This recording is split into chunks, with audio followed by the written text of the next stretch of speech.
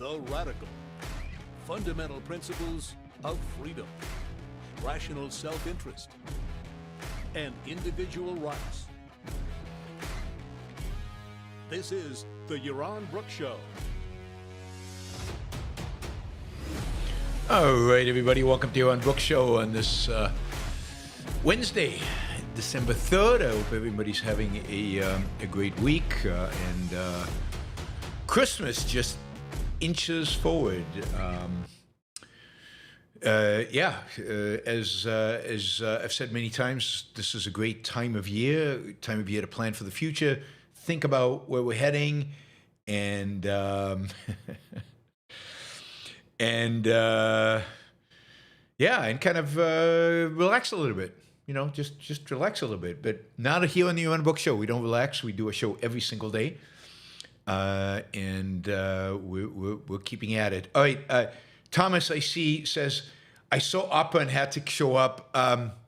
Probably not what you thought, right? It's the topic. Just I don't want to waste your time, but it's about the disruption of the opera in New York last week or whenever it was, where they stormed onto the stage of Carmen as Carmen was being performed. So. Anyway, I was going to talk about that. All right. So no deep thoughts about opera, qua opera. Politicizing opera. All right. Let's start with, yesterday, President Trump, went on this rant about Somalis, how horrible they are, how horrible the place they come from, how they cannot assimilate to the United States, how we would like to get rid of all of them, and they don't belong here, and they need to go. And indeed, today we got new immigration regulations that basically bans Somalis from coming to the country, kind of an expansion of what was already in place in terms of Muslims. There's 13 additional countries that have now been added to the list of people we do not welcome here because they cannot assimilate and they're bad for the country and they might be terrorists and they might be bad people and all of that. I still don't see Saudi Arabia on that list or Qatar, and I don't ever expect to see that list, or Syria. Many Syrians are causing significant problems in Europe.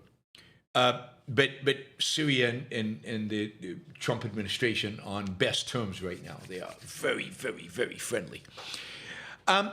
Anyway, the whole Somali thing has come about because of a story in the City Journal that was published by Chris Rufo,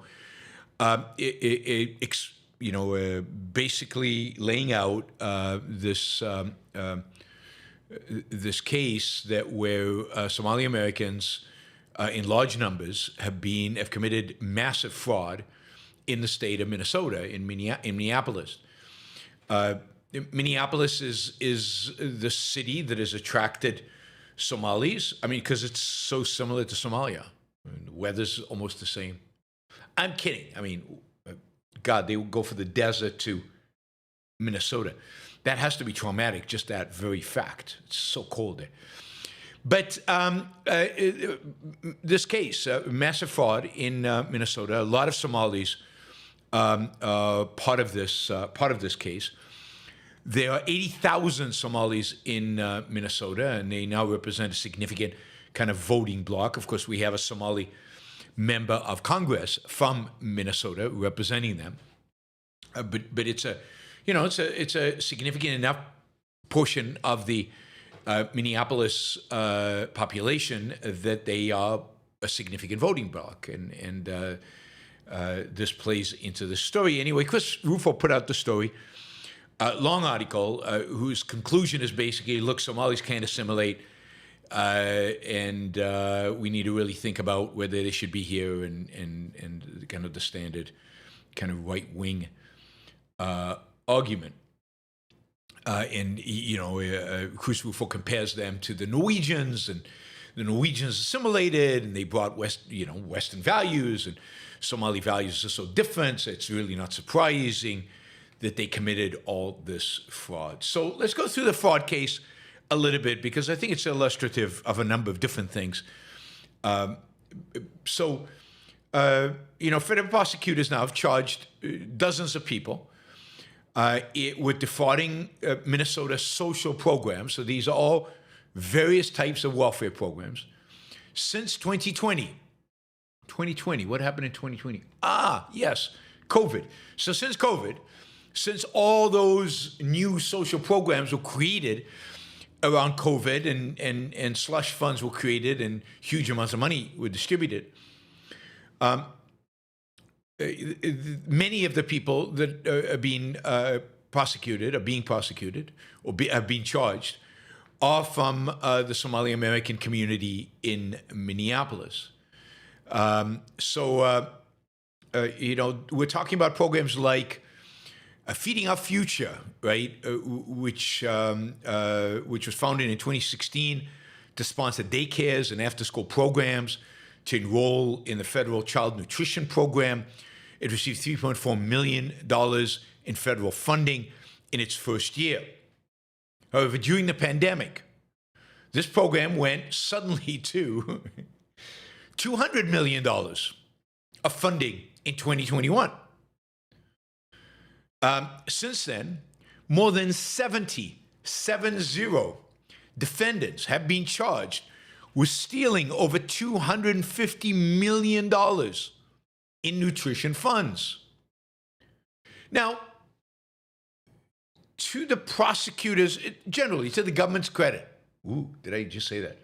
To the government's credit, I mean, they've caught this pretty quickly, right? So this fraud happened 21, 22, 23, and they saw this jump to 200 million, and they investigated, and they're prosecuting. So again, to the government's credit, and this will be the last time I give the government any credit, on this issue at least, they've acted what seems to be fairly quickly on this fraud case. It's not something that's been happening for decades and so on. So they've acted on it. $250 million from one program was stolen. That's just unbelievable that anybody could think they could get away with it. They obviously haven't got away with it. Another program, the Minnesota Medicaid Housing Stabilization Services Program. God, Medicaid Housing Stabilization Services Program of the state of Minnesota, which was launched in 2020 to help seniors, addicts, and disabled and the mentally ill secure housing, was predicted to cost $2.6 million annually. Instead, payouts reached $21 million in 2021 and rose to $104 million in 2024. There's a red flag for you. Federal prosecutors have been investigating the program, and 2 suspects have pled guilty to fraud as of November.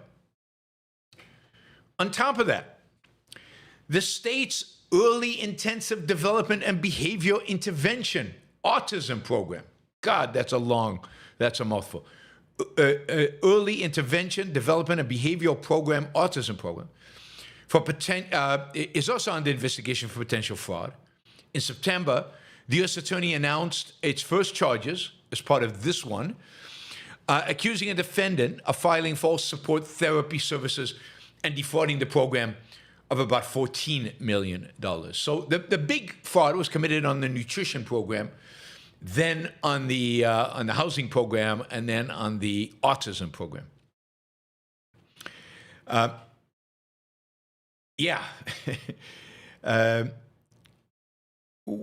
one of the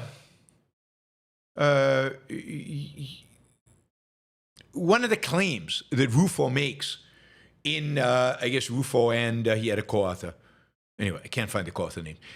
One of the claims Rufo makes in the City Journal article is that a lot of this money found its way back to Somalia and was actually used to fund the Islamist terrorist group, Al-Shabaab, which is affiliated with ISIS and with Al-Qaeda and so on. But just so we're clear, as far as anybody can tell so far, no proof, no real evidence was presented except some speculation by some other people investigating this. We still don't know where all the money actually went. Anyway, as a consequence of this, as we said, Trump yesterday announced the termination of temporary legal protections for Somali immigrants living in Minnesota and denial of new immigrants from Somalia into the country, and has generally, denigrated immigrants from Somalia and made some pretty awful comments about them. Now, the fraud has happened. There's no doubt this has happened. I mean, 78 people have been charged so far. It seems pretty clear. There's little evidence regarding al-Shabaab, and none of the charges associated with funding of terrorism. So the government doesn't feel like it can charge anybody on the terrorism, on the funding of terrorism, at least charge, from what we can tell. But the fraud is real. It happened. There's there really is no question. There doesn't seem to be any question about that.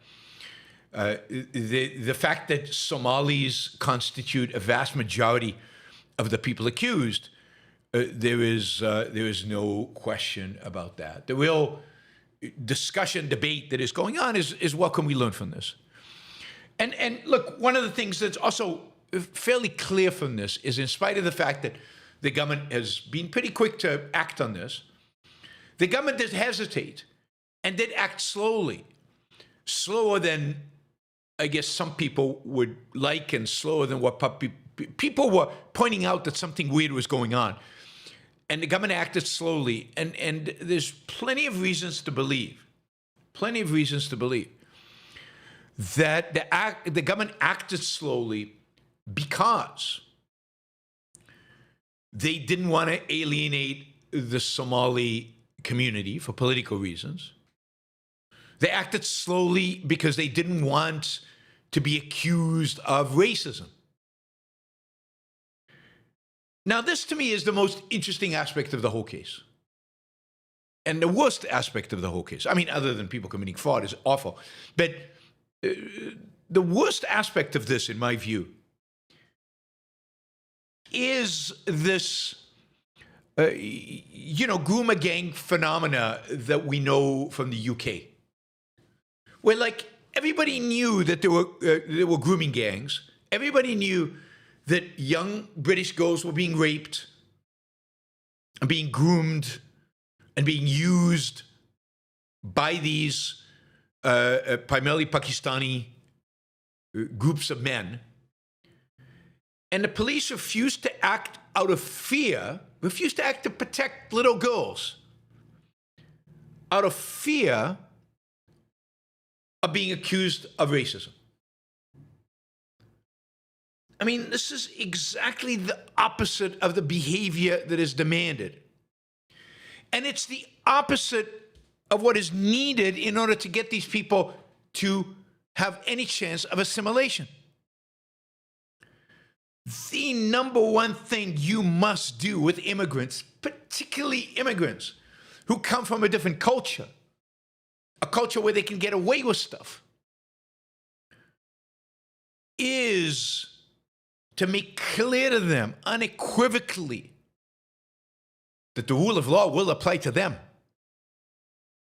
That they are now in a new culture, in a new place, where there are new rules, a place where we do not tolerate corruption. We certainly do not tolerate rape.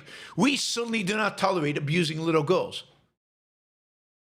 We being the British, or we being the government of Minnesota.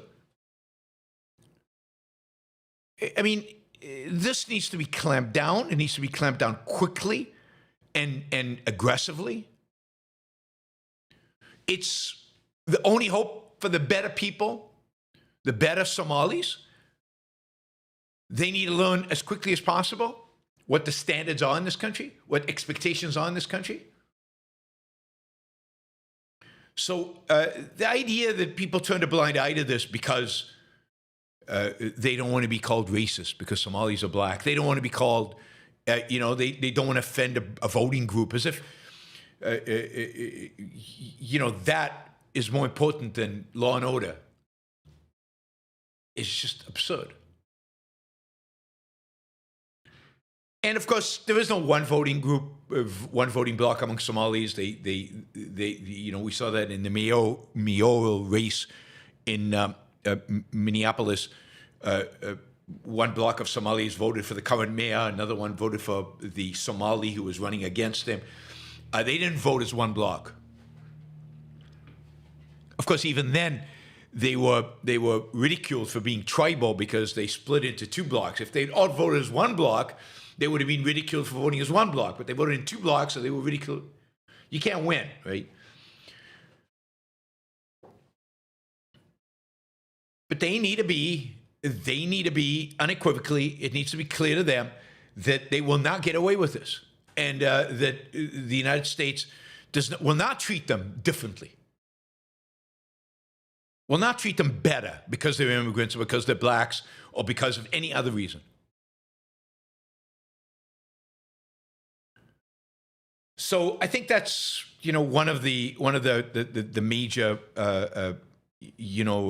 thing here, and by some estimates, more than $1 billion of taxpayer money was stolen over the past 5 years. And note where we're stolen from and these programs. To me, one of the other things that jumps out is when you institute crazy, never-ending, no limits welfare programs, you're going to get fraud. Why didn't somebody say stop when this one program went from 3 million to 200 million? It's like, whoa, we don't have that kind of money. But this is the thing with government. They just write checks. Has no consequences. Write checks. And then a few years later, discover some of those checks were fraudulent. Oh, big deal. I mean, indeed, much of the money that went out during COVID, by some estimates, well over $50 billion. $50 billion with a B, dollars, were fraudulent. People made claims that they weren't theirs, but they're never going to be caught. Most of them will never be caught. And of course, the whole premise of welfare is fraudulent. You deserve stuff because you need it. Other people's money must be taken away from them because you claim to need it. What does need even mean? Go to work, make a living. And your need is not a moral claim, certainly not an excuse to use violence or force against somebody else. I mean, in my view, the real, what this really reveals is the absurd proliferation of welfare programs. The fact that these welfare programs are blank checks where they can start at 3 million and go to 200 million within 1 year, and nobody seems to care. This is a direct consequence of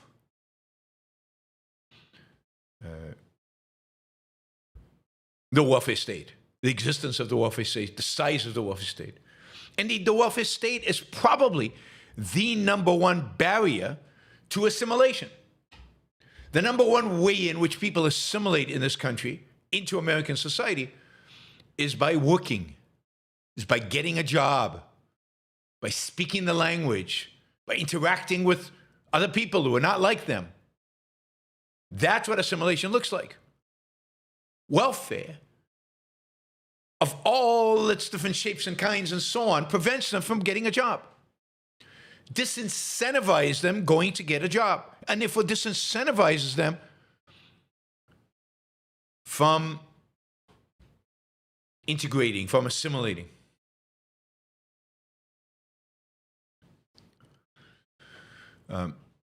So, two things. One, stop Stop being afraid of immigrants or people of color. Do your job, police, or whoever's responsible for catching these fraudsters. Do your job. Jason Riley, writing in the Wall Street Journal, writes, "The massive fraud was an open secret. Merrick Garland, who served as U.S. Attorney General under Joe Biden, called it the largest pandemic relief hustle in the nation. Democratic state officials also suspected wrongdoing, but didn't want to upset an important voting bloc or to be accused of racism. That's the scandal right there." Here's also what Jason Riley writes, which I think is very good.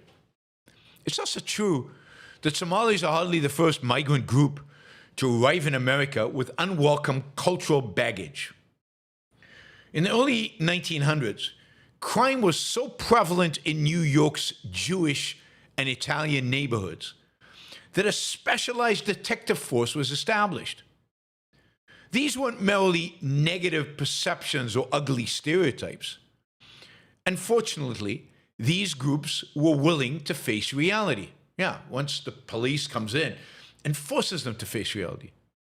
Cultures can adapt, but they will require confronting the problem rather than ignoring it or pretending that anyone who speaks out in acting is acting in bad faith." Now, of course, a big reason why politicians are so afraid of confronting the Somali community is because there are people within the Somali community that will accuse them of racism no matter what they do.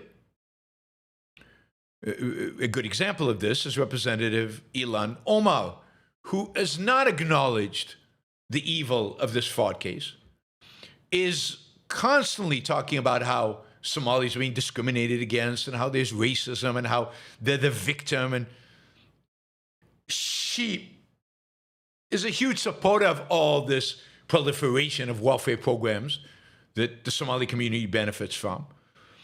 She arguably is not a proponent of assimilation. And this is the thing about these groups. They are often the victims of their own leadership, of a leadership that sustained itself as a leadership by making sure their community does not assimilate. Like, how are you the leader of the Somali community when the community assimilates and integrates and maybe breaks apart, maybe lives in all kinds of different places, doesn't stick together as a unit in one city? That you lose your political power, you lose your political base.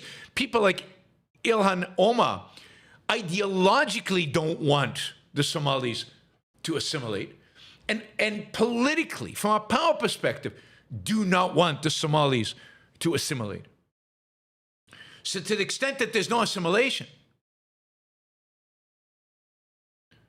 it's people like her, the intellectual political leadership of these communities.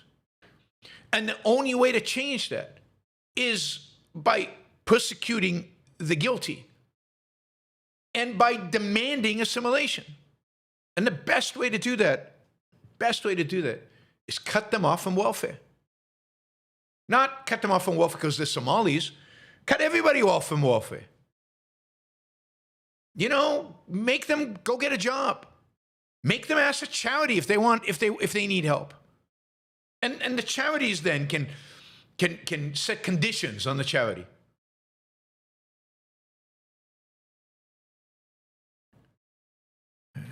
Governor Walz is in big trouble over this because he's kind of the guy who turned a blind eye for political reasons. And very politically, he's very vulnerable. By the way, some of these welfare programs, like the Medicaid Housing Stabilization Service, is actually being scrapped now. If it's being scrapped now, was it ever needed? I mean, my guess is Minnesota probably has, I don't know, 100 different welfare programs? I don't know. I have no idea. So you gotta tackle root causes, and the root causes is lack of assimilation within this community. and letting them get away with murder. By the way, part of the problem is that, of course, Minneapolis was where the George Floyd episode happened, where he was killed, where the riots began. It's a city and a state that is super sensitive to the accusations of racism, but that's part of the problem. You need to stop. And it's a state, just from a perspective of crime, that has seen the number of police go down significantly since George Floyd, instead of doing the opposite, which is increasing police. At the same time, look, in spite of all the efforts of Somali leadership and political leadership and welfare state and everything else not to allow the Somalis to assimilate, they are slowly doing it anyway. Poverty rates are down. Workforce participation is up. Home ownership rates are up over the last 20 years. It's still a long way to go, and it's been too slow because for the reasons I mentioned. But, it's not a lost case. There's no reason for it to be a lost case. If you are born Somali, let's say you're born Somali in the United States now, second generation, there's no gene that prevents you from embracing Western civilization. There's no gene that forces you to stay a part of Somali culture. Somali culture is awful. Somalia is a horrible place. Sometimes I agree with Trump on a sentence here, a sentence there. It's rare, but sometimes. And he's right. Somalia is a shithole. It's a horrible country. It's a country, in anarchy, in a state of anarchy for years. Again, a good example of what anarchy looks like, that you can send all your libertarian friends to. They should all move there. But it's not genetic. It's cultural. In other words, it's completely accessible to human free will. In other words, people can adopt a different culture. People can walk away from their culture. People can assimilate. People can change. The Italians and the Jews certainly did. They came from very different cultures when they moved to the U.S. in the early 19th century. They were not civilized in the American sense, in the Western European sense. They were not. They were the poor. They were the dreg of Europe. The Jews came from Eastern Europe, and they were from little shtetls, from little villages in Eastern Europe. They had no sense of the city. They had no sense of kind of the rules of law that America had. They had to learn, and they learned. They did well. That's true of every group of immigrants that comes to this country. They have to learn. We don't help them learn by handing them cash. We don't help them learn by looking the other way when they commit offenses. When they commit offenses, it's an opportunity to teach them what our expectations really are. And this is true here. This is true here in the United States. And it is true in Europe. Even Muslims are not beyond assimilation. They can and will assimilate if they're expected to. And if the police don't look the other way when they commit crimes.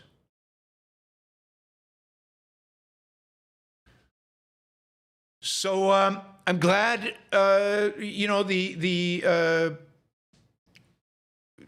whoever is responsible within the state of Minnesota for going after them is going after them. I just saw the number, 80-something people have now been charged. My guess is it'll be well over 100 by the time they've ended. This is an ongoing investigation. It's only going to get bigger. this is good. And if they're Somalis, they're Somalis. If they're not Somalis, they're not Somalis. You know, prosecute them all. Don't take into account race. Don't take into account country of origin, immigration status. Send them to as big of a sentences as they deserve. As they deserve. All right.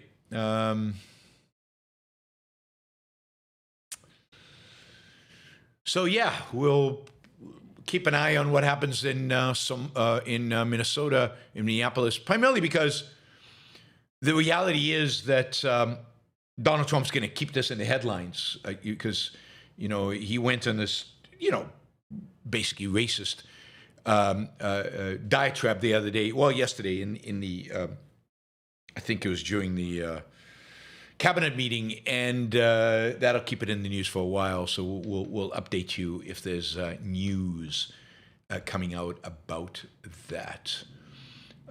Let's see. All right.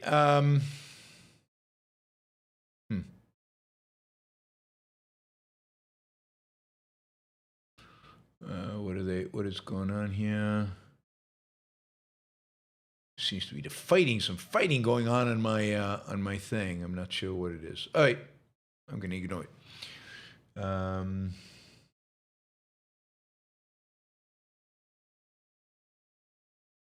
Let's see. All right, came across this story.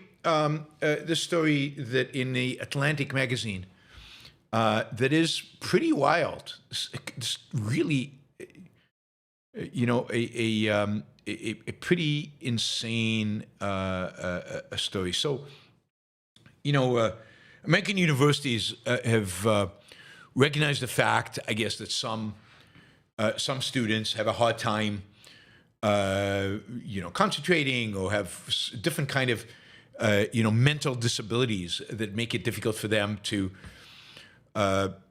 do exams and things like that. I think when I was a professor, this is back in the 90s, we had to give them a little extra time, and there was usually, I don't know, every other class there would be one student who came in, and you would have to give them an extra half hour or give them more time for them to complete the exam and things like that. This is you know, the number of students now has just gone through the roof. I'm reading from the story. Professors now struggle to accommodate the many students with an official disability designation, which may entitle them to extra time, a distraction-free environment, or the use of otherwise prohibited technology. This is in taking exam. The University of Michigan has 2 centers where students with disabilities can take exams, but they frequently fill to capacity, leaving professors scrambling to find more desks and proctors. Many students now take their exams in the school's low distraction testing outposts, that they have become more distracting than the main classrooms because there are more students there. Accommodation in higher education was supposed to help disabled Americans enjoy the same opportunities as everyone else. Equal opportunity, it always starts with that, right? No one should be kept from taking a class, for example, because they are physically unable to enter the building where it's taught, right? Over the past decade and a half, however, the share of students at selective universities who qualify for accommodations, often extra time on tests, has grown at a breathtaking pace. At the University of Chicago, the number has more than tripled over the past 8 years. At UC Berkeley, it has nearly quadrupled over the past 15 years. Now, if that's going from 1 to 4, that wouldn't be a big deal, but here's some numbers. At Brown and Harvard, more than 20% of undergraduates are registered as disabled. Harvard, University, and Brown, 2 of the top universities in the country, 20% are disabled. At Amherst, another top university, more than 30% are disabled. And at Stanford University in California, nearly 40% of the students are categorized as disabled. Soon, some universities are going to have more disabled students than, quote, normal students. You know, what's happened? As students, as their parents figured out that claiming disability gives you extended time on exams, housing accommodations, all kinds of other benefits, the rates of disabilities at colleges, especially at elite colleges, exploded. Now, this is not really that surprising. People, particularly, people who live a life in which maybe there's some unthinking going on, disintegration going on, people respond to incentives.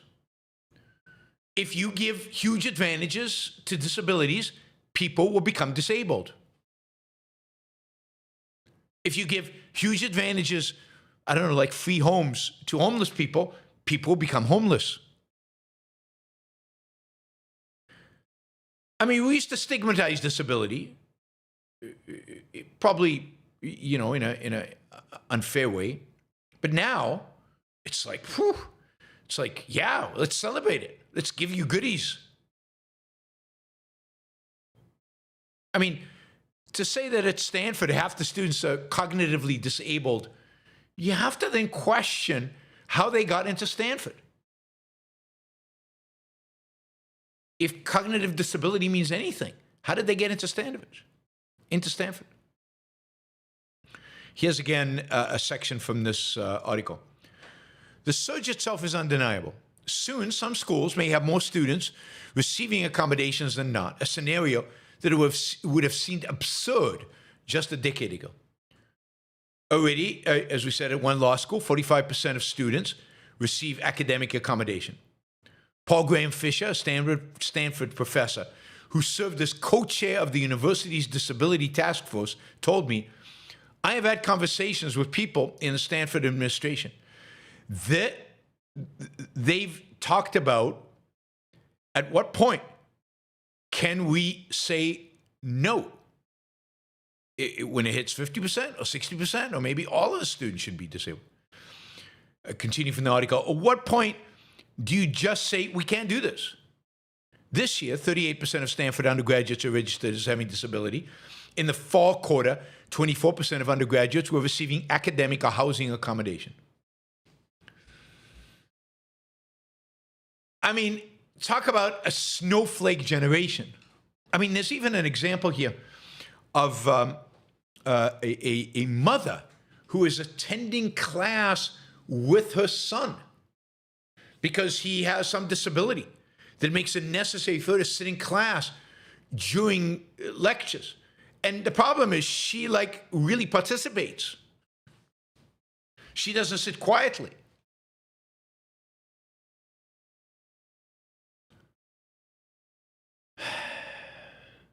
Right? So, I mean, this is all a consequence of a law passed in 1990, the Americans with Disabilities Act, which was meant to make life fairer for people with real disabilities, like wheelchairs. And originally it was interpreted that way, and they built ramps and everything. And it's a bad law because it's coercive. It forced businesses to have to invest in all kinds of stuff that for many of them wasn't necessary. That's why you have so many disability parking slots outside of buildings that don't have enough parking, but there's lots of disability parking spots. The law required public and private institutions to provide reasonable accommodation to individuals with physical and mental impairment. That substantially limits one or more major life activities. And in the beginning, it was very slow. Supreme Court kind of narrowed the scope of the law. Even in the early 2000s, only a handful of students had disabilities. This is what I remember from the 90s. Then in 2008, Congress amended the Americans with Disabilities Act. Notice how all these things have originate with bad legislation, bad Congress. They amended ADA to restore the law's original intent. The government broadened the definition of disability, effectively expanding the number of people the law covered. It also included a list of major life activities that could be disrupted by disability. For example, learning, reading, concentrating, thinking. God, I'm constantly disrupted in my thinking. I should file with disabilities.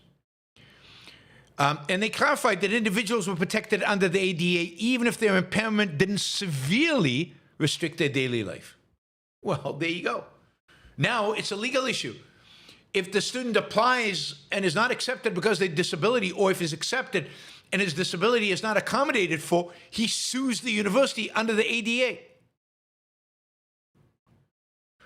In response to the 2008 amendment, the Association on Higher Education and Disabilities, released guidance urging universities to give greater weight to students' own accounts of how their disability affected them, rather than relying on, God forbid, solely a medical diagnosis. So now you don't even have to show a doctor's slip to say, yeah, I can't do an exam unless I have an extra 2 hours. I need complete quiet. I need a masseuse to massage me every 30 minutes so that I can stay loose for the exam. Otherwise, it triggers my anxiety and I just can't do the exam.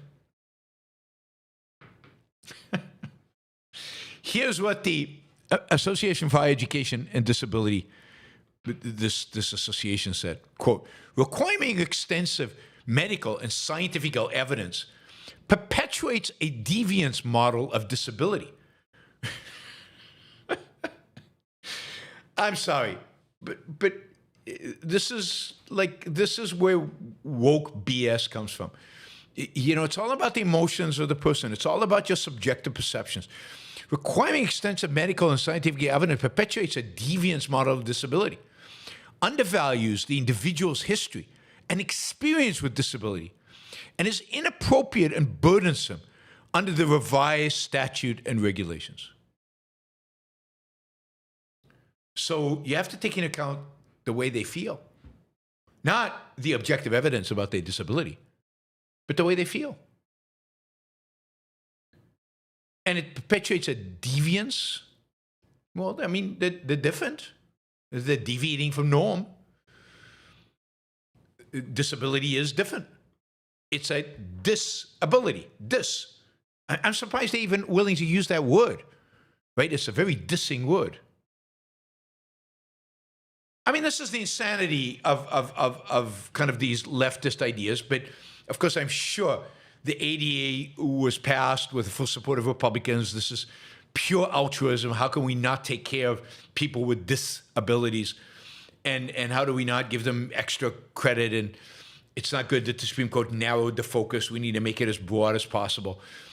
I mean, this is basically part of the whole campaign over the last 20 years to elevate emotions above all else, above science, above medical, how you feel. That's what's important. If you feel like you need extra time on the test, we'll give you extra time on the test. This is the insanity that the left has brought on this country. And what's happening now is that close to 50% of all students at our universities are now disabled based on this model and believe themselves to be disabled and believe that they should get special treatment because disability, remember intersectionality? If you have a disability, you get more points. You rise up. You get to demand that people give you stuff. It elevates you morally to be disabled. And all you need is to declare it. You don't even need a slip from the doctor. Anyway, if you're interested in more of this and a total analysis of this, you can find this article. It's called Accommodation Nation. America's Colleges Have Extra Time on Tests Problem by Rose Horowitz. Accommodation Nation at the Atlantic Magazine. All right. Talk a little bit about Russia. So I got a God, why did I have so many topics on there? This is going to be a long show, guys. So, you know, we've met our first hour goal, but I don't know. It's going to be a long show. Yesterday, Witkoff and what's his name? Jared Kushner met with Putin. 5 hours. They had a 5-hour meeting with Putin. And to try to, figure out, negotiate a peace deal. Basically coming out of the meeting, there's no deal. Russians are not compromising. I told you this yesterday. But what's interesting is it turns out that during this meeting, 5-hour meeting, the reason it was 5 hours is that, Putin gave them a long lecture. I don't think it was a PowerPoint presentation, but he brought a file with him, an entire file on the history of Russia. He gave them a long lecture about the 1709 Battle of Poltava. Basically, I don't know what the Battle of Poltava is. It's one of the key battles of the Great Northern War, where Peter I defeated the Swedish army of Charles the 12th. And there was a Cossack army, and it was a big deal. But this has all to do with the claim, Putin's claim, that Ukraine is his. It's part of Russia. It's part of Mother Russia. His heart is torn by the idea that Ukraine would be separated from Russia. I mean, in his interview with Tucker Carlson, Putin spent half an hour recounting Ukrainian history. And he keeps coming back to this. This is what he said repeatedly was the reason for the invasion of Ukraine. To bring it back to where it belongs, to unite the Russian-speaking peoples, to heal the wounded spirit of the Russian being, or whatever the hell it was, the mystical whatever. Putin has no intention of giving up on his wish to take over Ukraine, and whatever deal he comes to today is an interim deal to take a breather so that he can then start again and go after the rest of Ukraine. Whatever deal Putin is going to agree to is going to be a deal where he is going to demand the weakening of Ukraine to make it possible for him to take it over. And the only reason he can play this game, the only reason he can get away with it, the only reason he is taken seriously at all is because he has an ally, an out-and-out, unequivocal, 100% ally in Donald Trump. Where the only reason Trump is not just handing Putin everything he wants is because some people around him object to it. Like there's some people in MAGA who are on the side of Ukraine, Rubio, for example, but other in his base. And most overwhelming majority of Senate Republicans and House Republicans are on the side of Ukraine. So he can't quite get away with it, he feels, politically. But from every other respect, Trump is completely 100% pro-Russia. Pro-Russia. And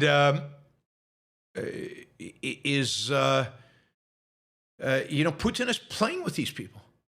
He's playing with them. He lectures to them. He tells them stories. I mean, during the meeting with Trump in Alaska, Putin brought a massive folder of historical documents that he tried to show Trump. I mean, Trump's not interested in history. He doesn't care. He really, really doesn't care.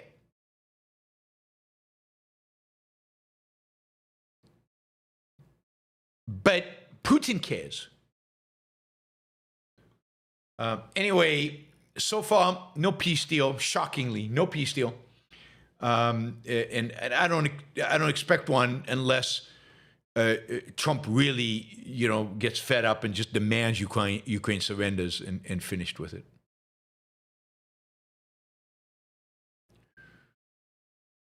All right, a few stories relating to Israel. We'll just run through these quickly. Mostly about the different types of misinformation that is out there.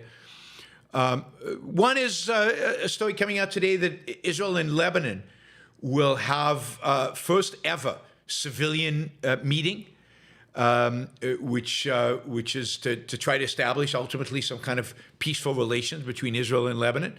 I'm not sure how this can literally come to be, because Israel's going to demand the disarming of Hezbollah. Lebanon is going to say they'd like to, but they can't. Hezbollah is too powerful. They can't do it themselves. And yet they don't want Israel to actually do it. So nothing is actually going to come of this. But this is part of the, a charade that Trump is playing to pretend that he is the great peacemaker and everything's great in the Middle East. Everything could be great in the Middle East if Trump would just let Israel get on with the job. That is, what this meeting is meant, meeting is under the pressure of Trump.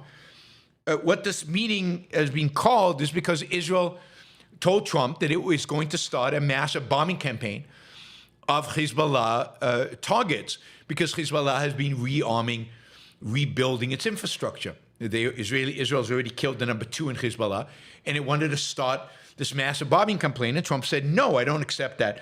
You have to work for peace with Lebanon. And Israel's like, there's no point. They can't disable Hezbollah, just like nobody's going to disable Hamas in Gaza. We have to do it. And Trump says, no, you have to go. You have to do this peace thing.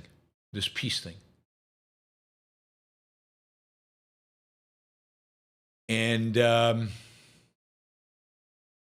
mean, if Israel had been allowed to sustain its offensive against Iran to the point of regime collapse, a lot of these problems in the Middle East would go away. If Israel would have been allowed to thoroughly defeat Hamas and occupy the entire Gaza Strip, Hamas problem would go away. If Israel were allowed to continue to, just crush Hezbollah, Hezbollah problem would go away, and there'd be peace in the Middle East. Peace will come to the Middle East when Israel wins. Victory. And the thing preventing Israel from winning is Trump.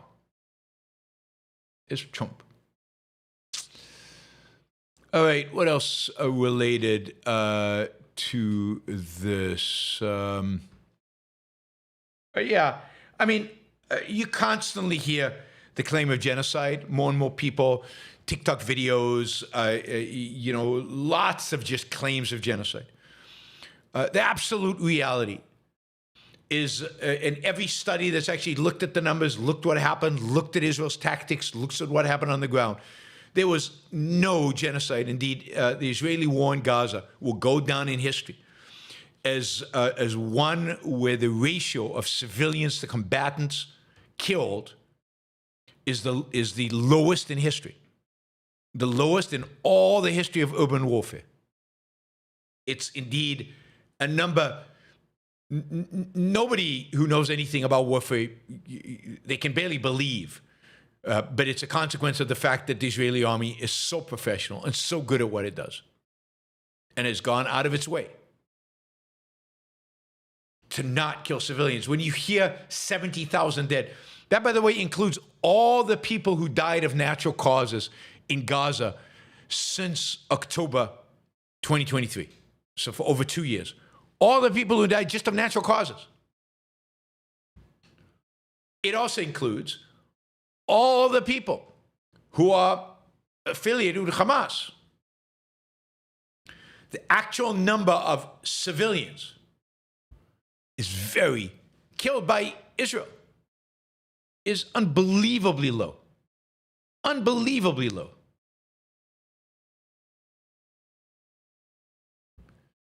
And God, yet you see these accusations repeatedly, and you can debunk them all you want. It doesn't matter. It's the same blood libel against Jews as was introduced in the Middle Ages. It's the same story about, Jews drinking baby blood. Facts don't matter. The blood libel repeats itself and comes back and comes back and comes back.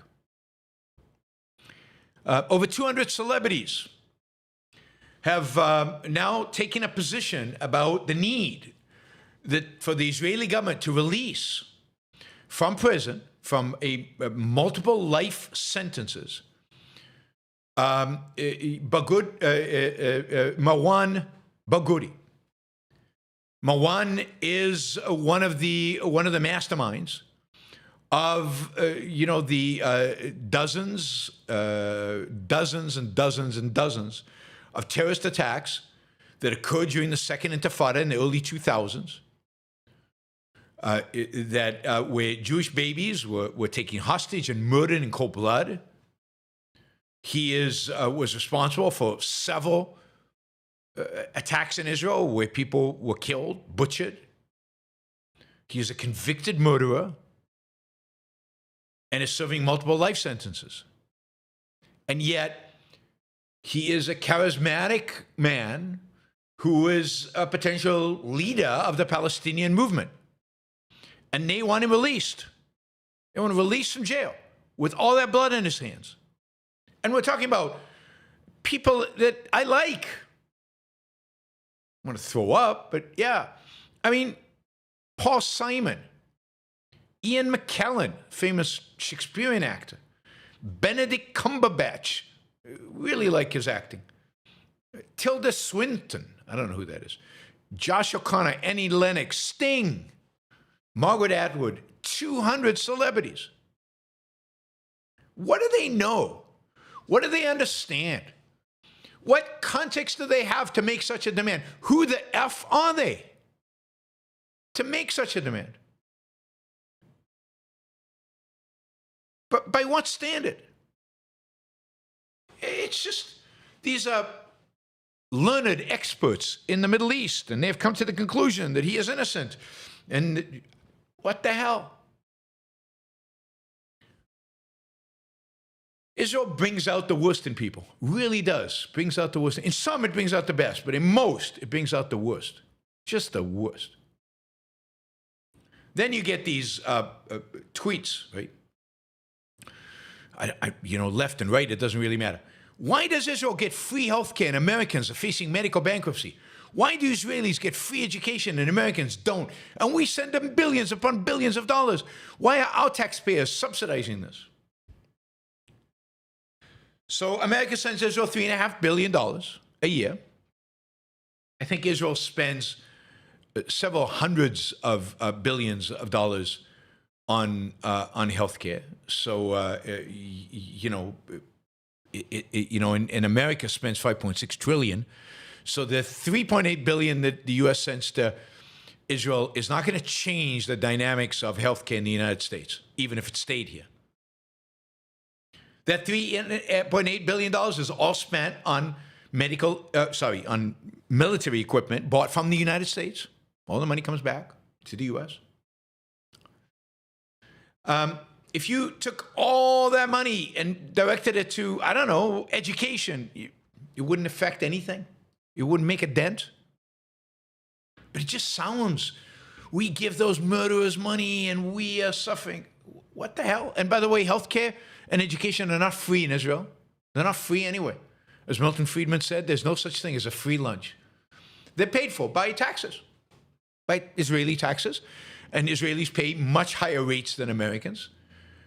So is education by Israeli taxes, and they pay a much higher rate than Americans. And yes, America shouldn't give Israel $3.8 billion.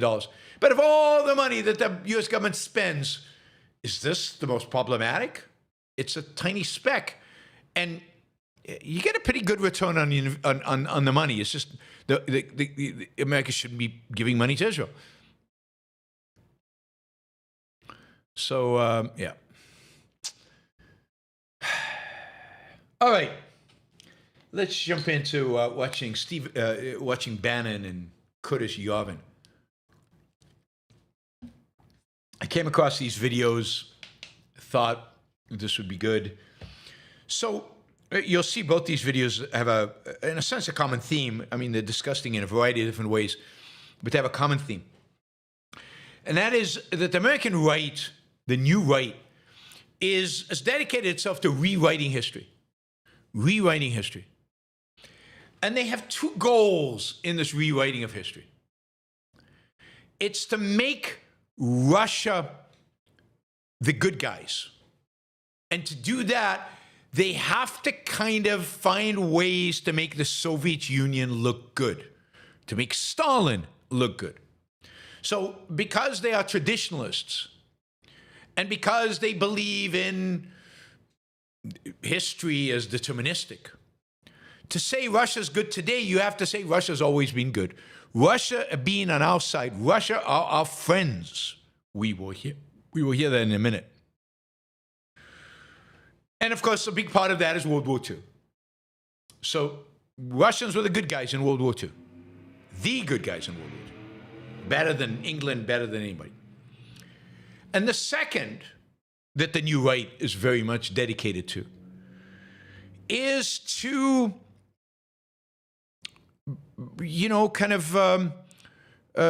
normalize Hitler and the Nazis. Normalize Nazi Germany. Nazi Germany wasn't all bad. There were good things about Nazi Germany. There was some good stuff about Nazi Germany. So, those are the two projects of the modern right. That's what they're out against. This is why, Fuentes said to Tucker Carlson that he admires Stalin. It's why he constantly tries to, express his admiration for Hitler. It's why Tucker Carlson keeps having different people on his show saying Hitler wasn't as bad as people think. And even the Soviet Union, they weren't as bad as people think.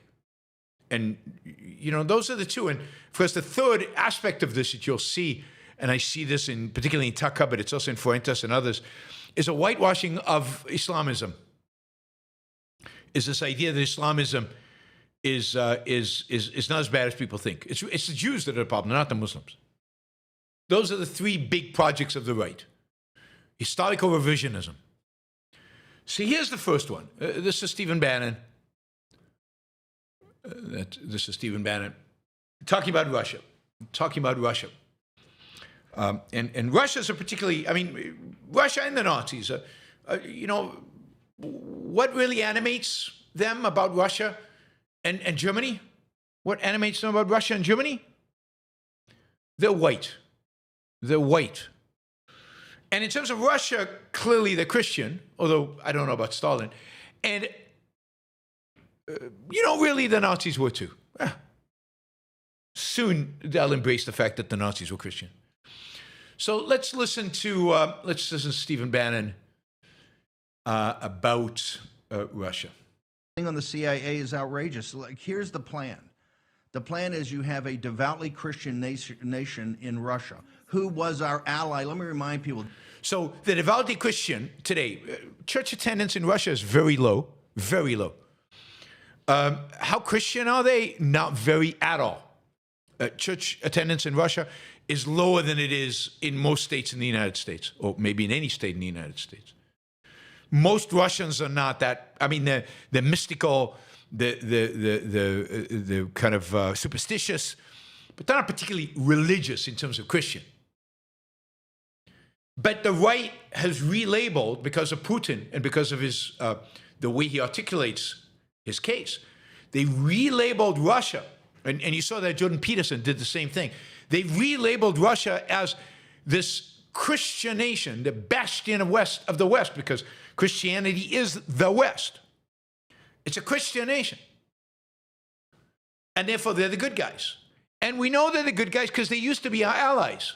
Of course, people can't change. The fact that they were allies once doesn't change. And it's just mind-boggling.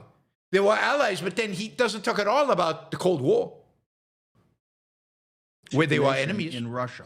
Who was our ally? Let me remind people, they were our true ally in World War II. They lost 25 million people. They were a true ally as compared to our false allies, like the British. Soldiers fighting the Wehrmacht. It would have taken us 10, 15 years, and who knows if we even do it. That is complete BS. You should have Victor Davis Hanson.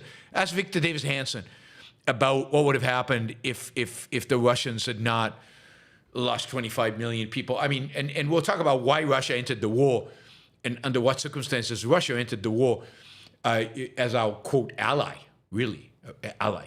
But these people they're not ignorant. They're not delusional. They are liars. They're bold-faced, unequivocal liars. with just the United Kingdom and the United States. Everybody else surrendered. The French surrendered. The Spanish were on their side, claimed neutrality. The Italians were on their side. Half of Eastern Europe was on their side. All of the Norwegians, the Swedes, all of those guys were on their side. All of them on the side of the Nazis, okay? NATO today, all the leadership didn't lift a finger except for the Poles. Notice how history determines the present. So NATO didn't lift a finger. There was no NATO back then. The people who made decisions back then weren't alive. Many of those countries tried to fight, but faced the overwhelming force from the Nazis. The French fought. They just folded very quickly. The Belgians fought. They just folded very quickly because of overwhelming force by the Nazis. But because they folded in World War II, they're not our allies today? I mean that historical determinism, that it's in their genes to not fight the Nazis, to not be our allies. It's just the collectivism, the tribalism, the determinism that these people hold is truly medievalist. These people are medievalists. They do not belong in the 21st century. They certainly do not belong in America. These people are anti-American. They stand for everything that is against America. Collectivism and tribalism and determinism and statism. There is, other than the extreme left, there is no more anti-American force today than this alt-right, new right, led to a large extent by people like Steve Bannon. That helped us out when and where they could. So remember, we're going against our traditional ally. A traditional ally, and I remember, from 1940-something, right, 48, let's say, until 1991, they were like our foe. They were the enemy. There was a Cold War. He skips over that. That doesn't count.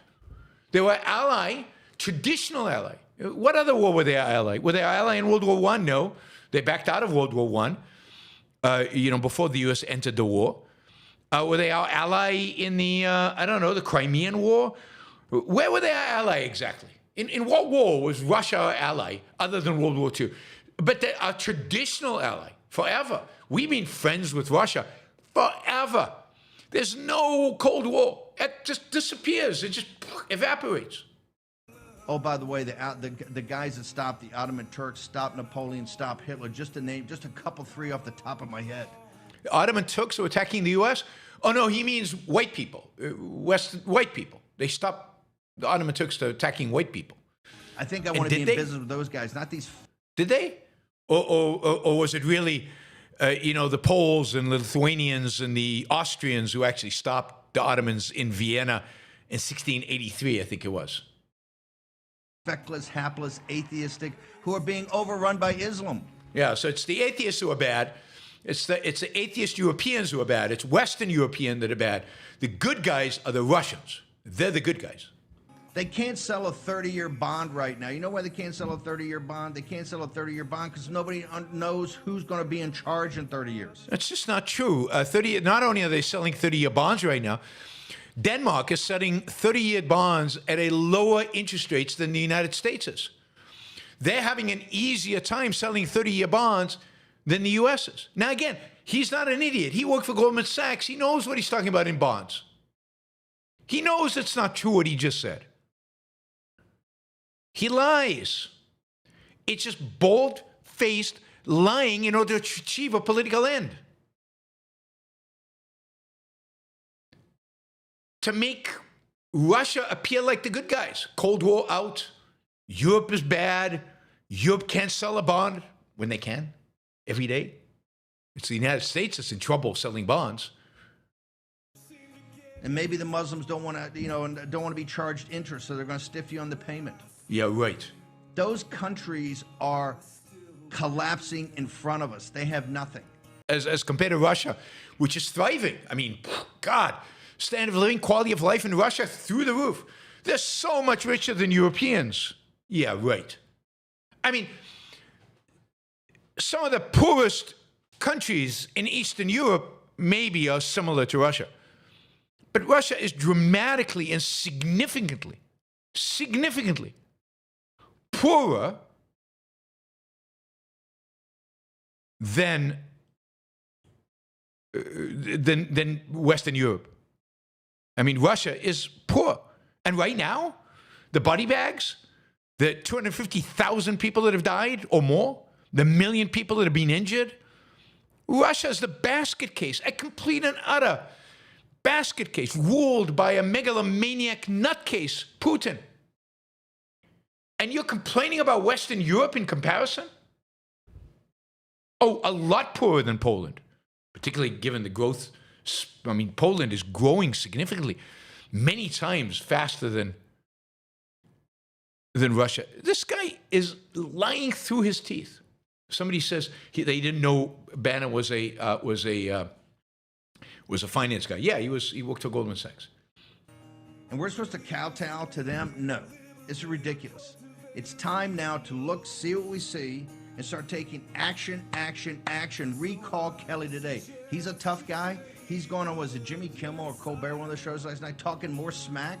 Pete, you're Secretary of frickin' War. Recall this guy today. And let's convene a court-martial Friday morning, 0800. And then have him in Leavenworth, 0800. So Kelly is the senator who did that video together with a bunch of other senators about soldiers shouldn't obey illegal orders. And he wants him in Leavenworth. Anyway, you can see this campaign. Just a few of the other historical facts, right? This is Nikos posted a post. Do you know what happened when Germany invaded Poland? Do you know what Russia did? What did Russia do when Germany invaded Poland?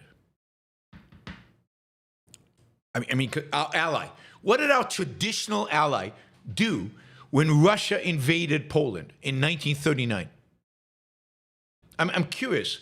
How many of you know history? Russia also invaded Poland. Basically, World War II started. The beginning of the World War II is a treaty between Hitler and Stalin to divide up Poland.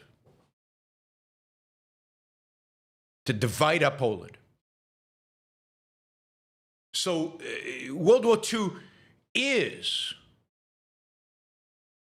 was started by Russia and Germany. They won Germany's side. Indeed, as late as November 1940, Molotov, the Russian, was in Berlin making an official proposition to Germany to join, for the USSR to join the Axis power. So, Russia is our traditional ally? Russia was on Germany's side. Until what happened? Until Hitler made the arguably mistake of opening the Eastern Front and attacking Russia. Russia didn't come to our aid. Russia didn't do it to help us. Russia was attacked. And when it was attacked, who helped them? Who helped whom? Who helped the Russians withstand the German attack? The US. With an amazing land lease deal that they never had to pay back. Of massive quantities of weapons that were sent to them to fend off the Germans. It was, the mechanized forces that the Red Army used that allowed them to occupy all of Eastern Europe were American, given to them. I mean, while Americans were not getting healthcare for free and not getting education for free, we were giving weapons to the Russians. Who cares how many people they lost? And then, how do they reward us? How do they reward us for FDR's generosity of granting them the entire Eastern Europe? Patton could have taken Eastern Europe, at least big chunks of it. The Czech Republic, Czechoslovakia, that whole area didn't need to fall under Russian occupation and become part of the communist bloc, it could have been liberated by the Americans. But it's a deal that FDR cut with Stalin to give him all of that. Were they our allies when they occupied all of Eastern Europe? Were they our allies when they stole the secrets of how to build an atomic bomb and built their own nuclear bombs targeted at the United States? I mean, Stalin played Churchill. He played Truman. He played FDR. He wasn't a good guy. He wasn't our friend. He wasn't our ally. Really disgusting. All right, one more. God. I take on too many. I need to cut these shows and make them shorter. This is ridiculous how long these shows are. All right, this is Curtis Yarvin. Curtis Yarvin is one of the most influential intellectuals on the right today. He has been embraced by the Claremont Institute in California, a conservative think tank. He's been embraced by ISI, the Intercollegiate Studies Institute, a old 70-plus-year-old conservative institution on the East Coast that snubbed me once. I was supposed to meet the head of that, and he didn't show up. He is incredibly influential in Silicon Valley, incredibly influential with people like Mark Andreessen, Peter Thiel, and others. Jerry Vance, getting friendly with Curtis Yarvin and influenced by him. Here is his come to Jesus moment. This is when he realized something was very wrong. Something about what we are told about history and about reality today, very wrong. Listen to this. Listen to this guy. It's like, actually, if to describe the first moment in which I realized that, things were going to happen and history had not ended, was 2005 or something. YouTube was a new thing. And I saw this video. I'm sure it's long since disappeared, but it was really just kind of burned a hole in me. And it wasn't even a video. It was actually just a sequence of photos sort of presented with a kind of slow, animated zoom in, dissolve, sad piano music sort of over it. And the photos were in two sequences. So the even photos and the odd photos all matched. And the even photos were sort of brightly colored pictures of just general Western, decadence, decay, rot, filth. We've all seen these things. And then interspersed between them, formal dress portraits of Nazi officers. And I was just you watch this thing, you're just filth degeneration, bright, optimistic young man in Nazi uniform, filth degeneration, bright, optimistic young man in Nazi uniform, and you're just yeah, that's the thing. And basically that's the coming thing? It's a form because it's basically that's the reaction. It's breaking in a way. It's a totally forbidden thing, and that you watch it and you're just wait a second, something's wrong here. Wow. I mean, something's wrong here. What he means is something's wrong with the West. Look at these amazing looking Nazis. And this goes back to Nick Fuentes yesterday. Order, cleanliness, good uniforms, well-dressed. Now, what happened to all those good-looking Nazi guys in those uniforms a few years later? They were either blown up, they were defeated, they ran away, maybe hiding in a Brazilian jungle, or they, who knows, their families were killed. Millions of Germans died because of them. Millions of Germans, never mind everybody else. What is appealing about that? What is positive about that?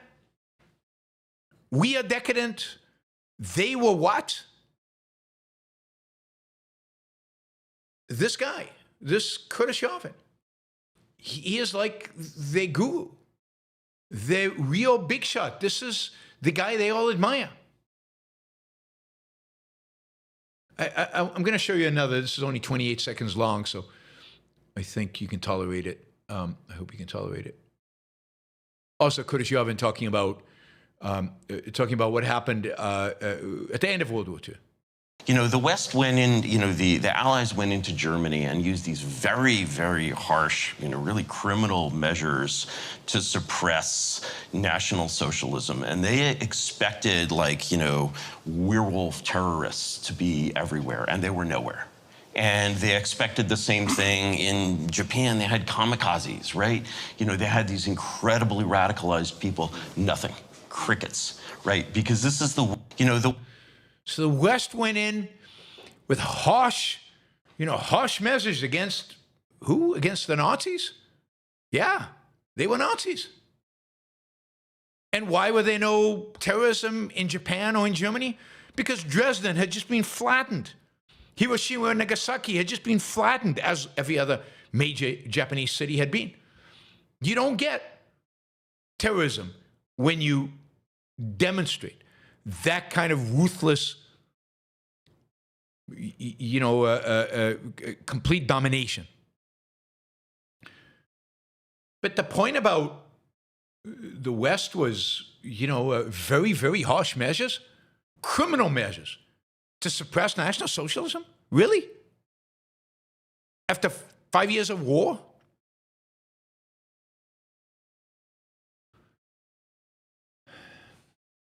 This is a leading light for the new right, for the new right, for the alt-right.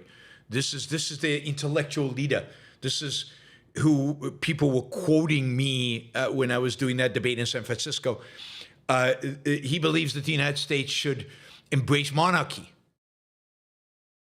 After all, our corporations are run by CEO. The country should be run by a king, which is like a CEO.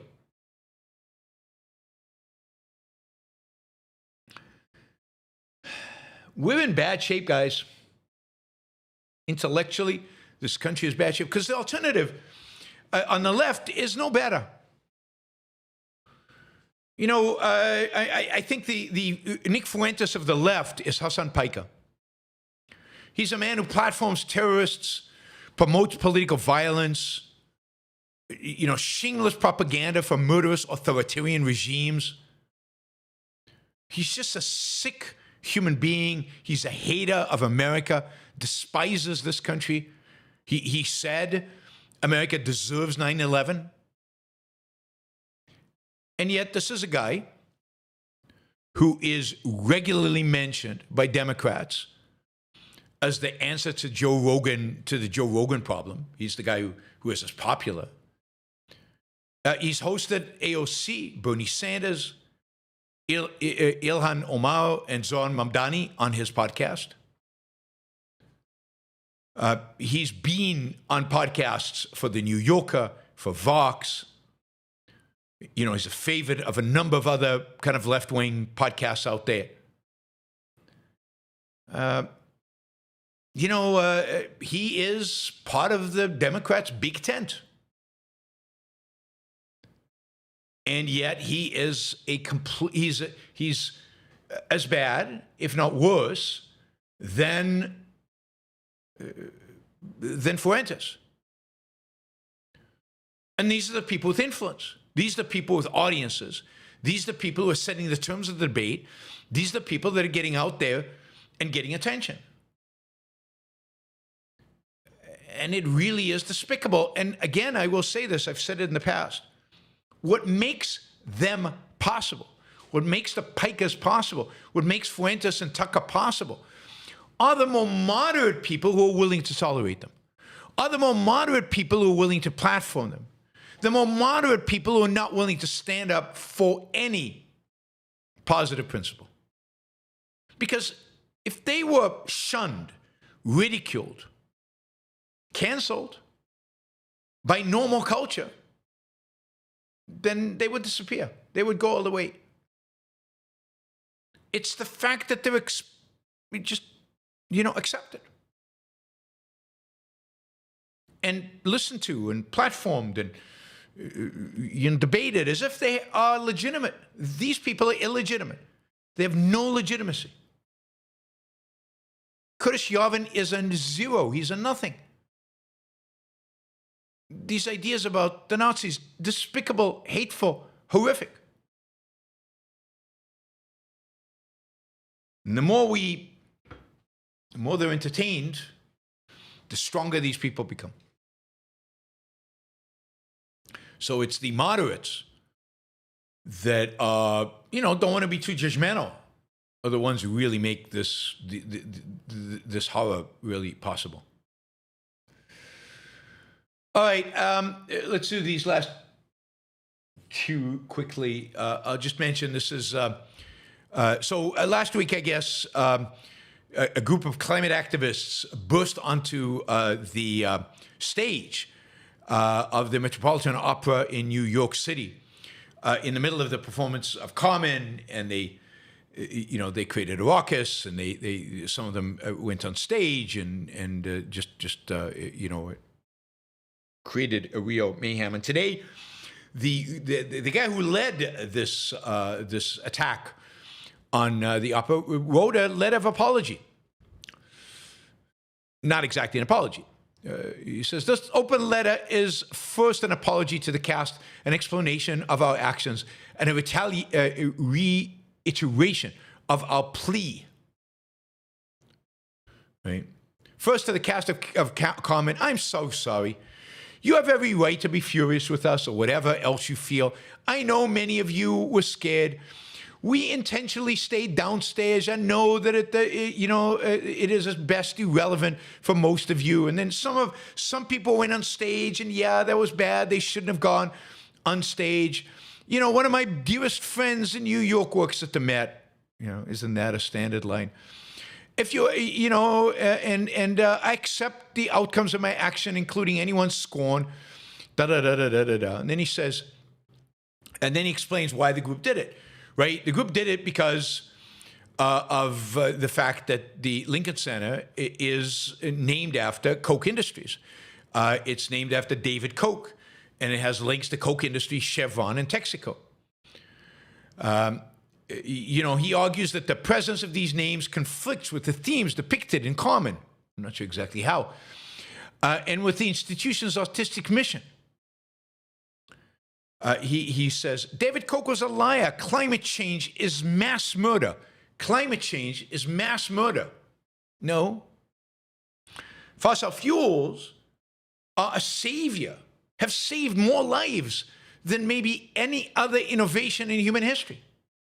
I'll say that again. Fossil fuels have saved more lives than maybe any other product innovation in human history. I mean, we can deal with climate change, and we are dealing with climate change. Mass murder. How many people have died from climate change? He goes on, I know that the person who secured the deal with David Koch for Lincoln Center did it with an ease. David spent millions of dollars on misinformation, political nullification. Obama almost got both parties to pass the most ambitious climate legislation in history, and might have negated my need to become a climate activist.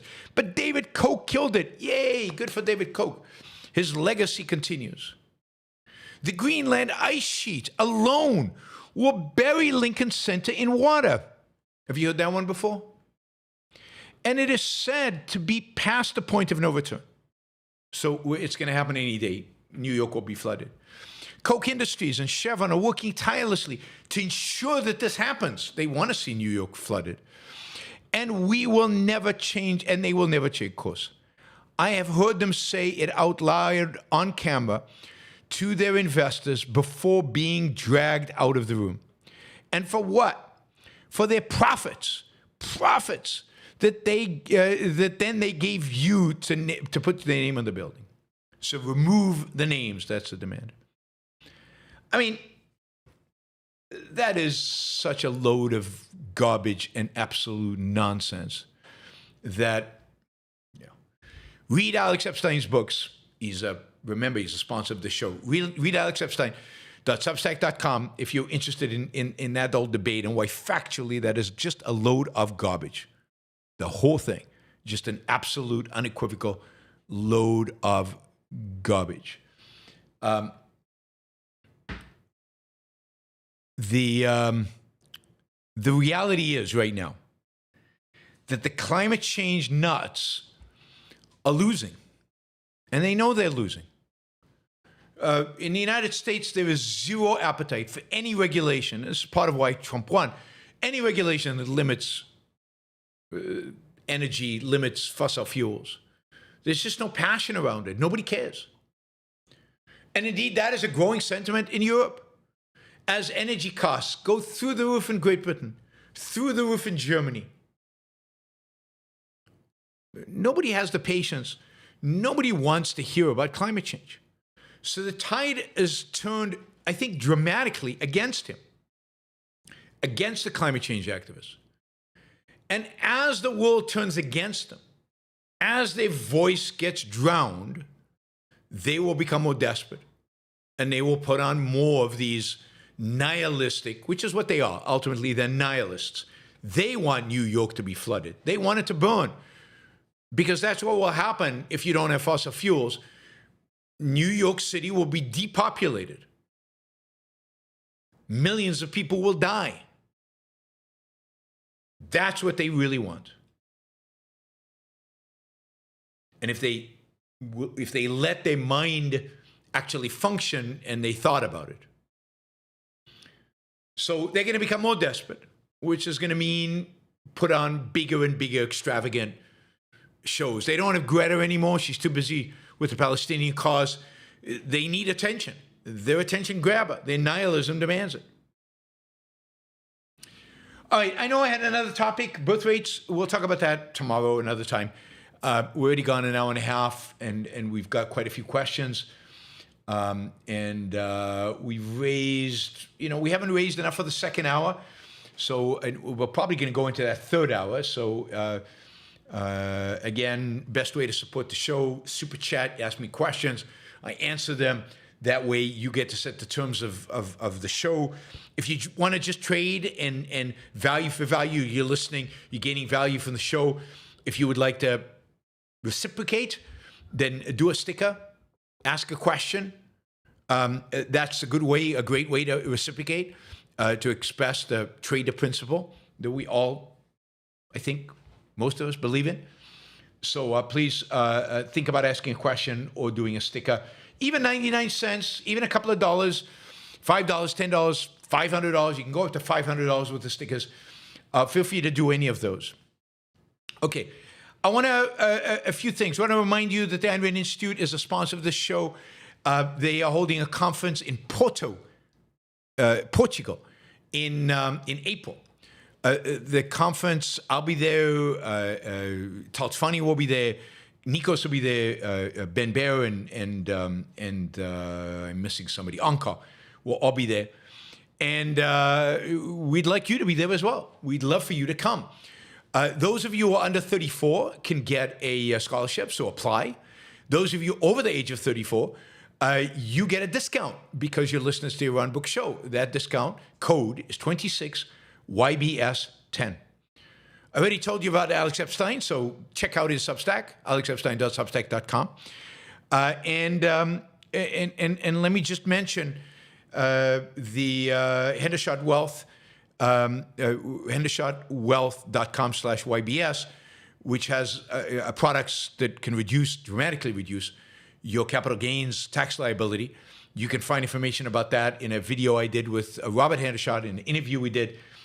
We describes all this. It's available on my in the playlist for for sponsors. Under the sponsorship playlist, you'll find that interview. Again, hendershotwealth, oneword.com/YBS. All right, let's see. No 34-year-olds and above 34-year-olds don't get. If you are 34-year-olds, I don't know. I don't know which group you fall into. You'll have to check AynRand.org/start here, where you can find all the information you need about this. All right, finally, I want to remind you that supporting the show on a monthly basis, like with a regular payment, is the preferred method and amazingly valuable. This is a show that could not exist without your support. So please consider going to patreon.com, and making a monthly contribution to the Yaron Brook Show. I'm looking for 6 more people to do that so we can meet our annual goal. Our goal for the year would be great. Again, reminder, we're $100 short, $95 short of our second hour goal, and we're definitely going to crush the second hour and spill into the third hour. So please consider supporting the show. Again, small stickers are great. Stinger Bell, thank you for the sticker. Benjamin Nunez, thank you for the sticker. Catherine, thank you for the sticker. Let's see. Paul, thank you. And I think I saw. All right, that's great. Thank you, guys. I appreciate it. So feel free to jump in with stickers for any amount. Let's see, what did I want to do? I don't remember how we do that. Start this time. Maybe, no, I don't want to do that. All right, let's jump in. I'm going to gift some memberships here because we're going to have a members-only show soon.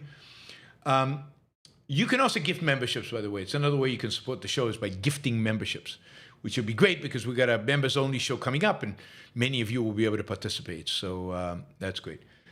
All right, let's go to the questions. John, John says that the way to pronounce his family name is Gloy. So John Gloy, thank you. Sorry you didn't enjoy the songs I requested, Yaron, but thanks for the honest reviews. If you're up to one more, could you do a review of Incubus's Drive? Incubus's Drive, yes, I will do that. Let me copy paste it. It mentions the importance of independence and how fear pushes people into second-handedness. Maybe you'll like this one. As I said, I think when I reviewed the songs, it wasn't so much the lyrics. I thought the lyrics were, in some cases, quite good. It was more the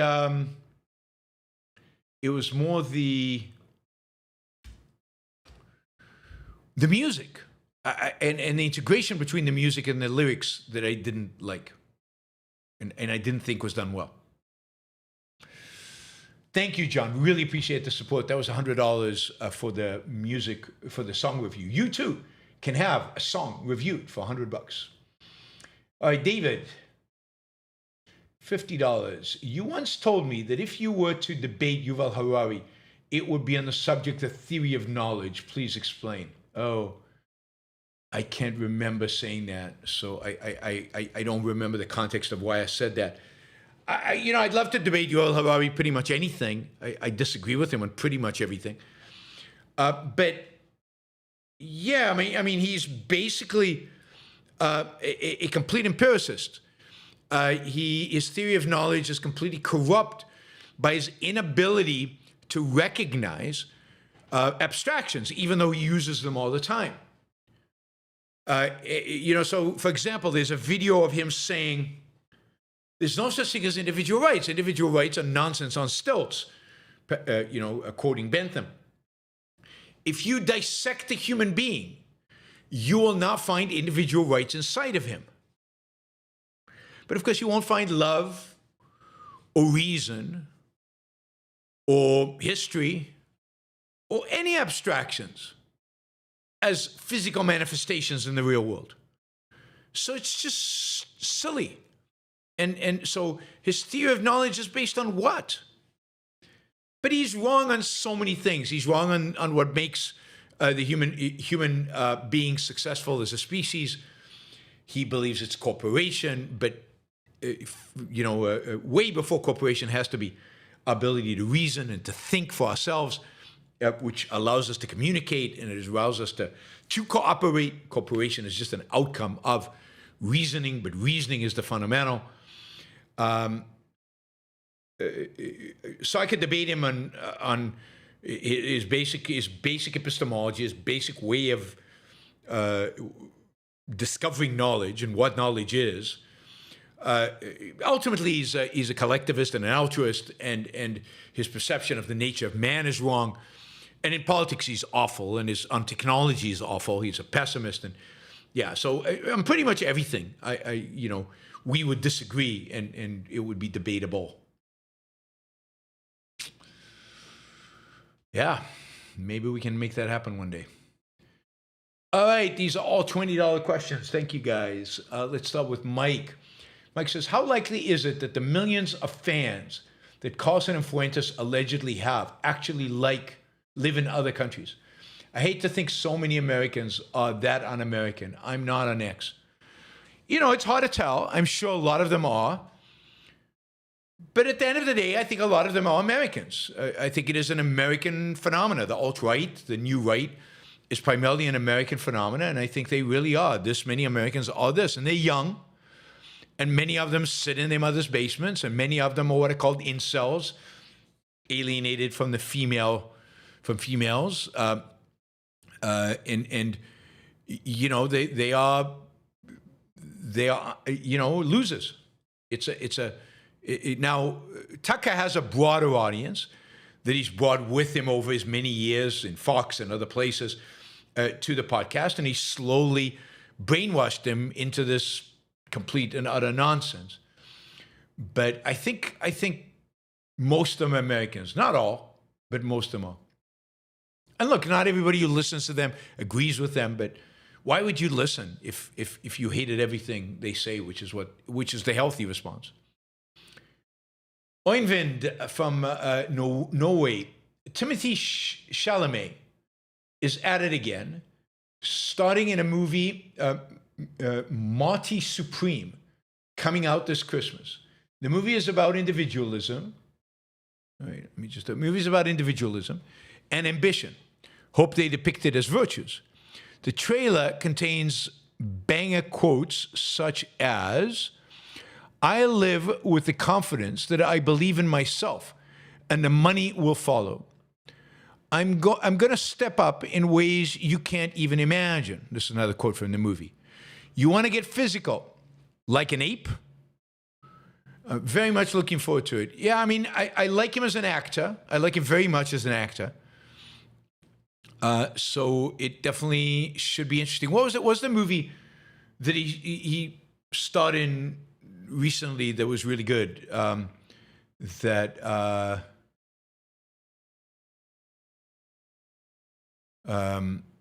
can't remember, but the name of the movie, but that was really good in.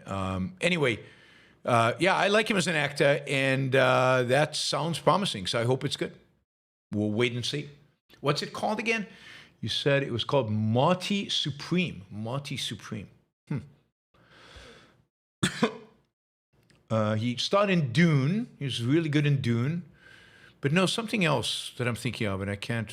I saw a movie of his called The King, which was a movie about Henry V, kind of loosely based on the Shakespearean play, but not exactly, with a twist at the end.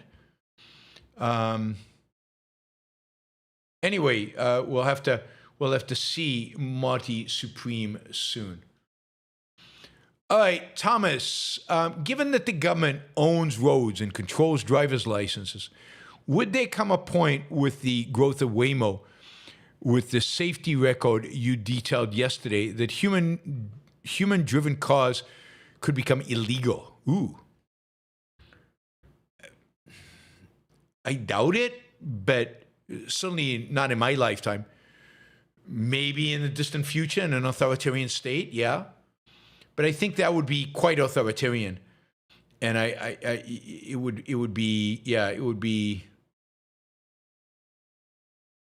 Yeah, I'm not sure. So, but I don't think in my lifetime. I don't think we're going to get to that point.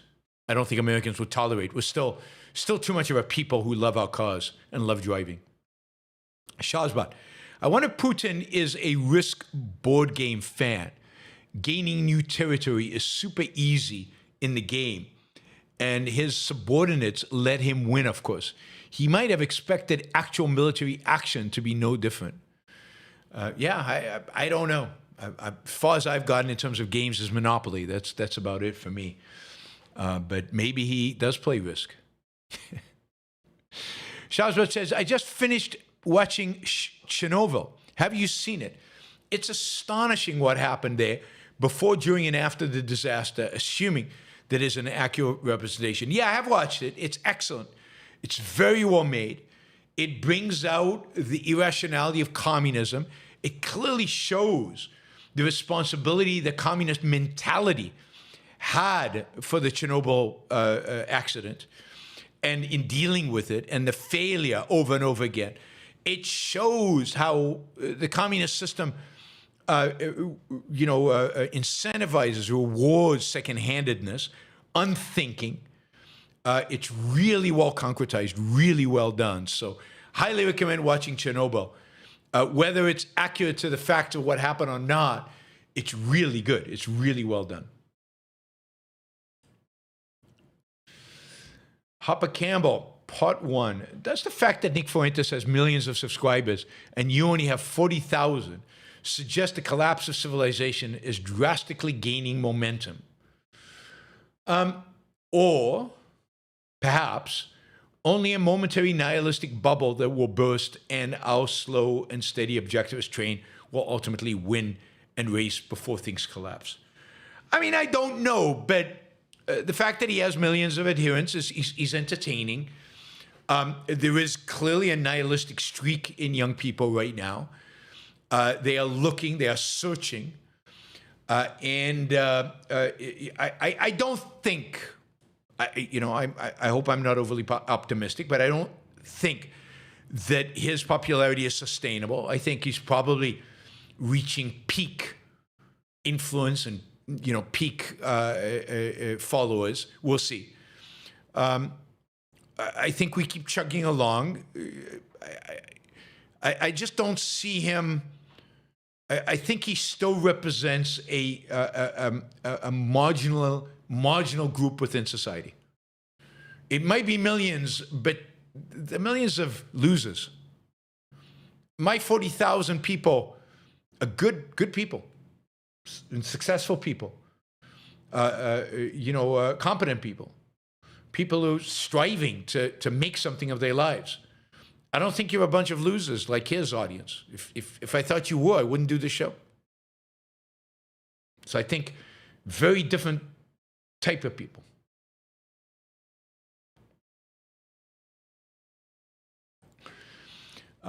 Lincoln, do you think objectivism will be applied in Europe or America first? The US is more free market, pro-civil liberties, but Europe is more secular.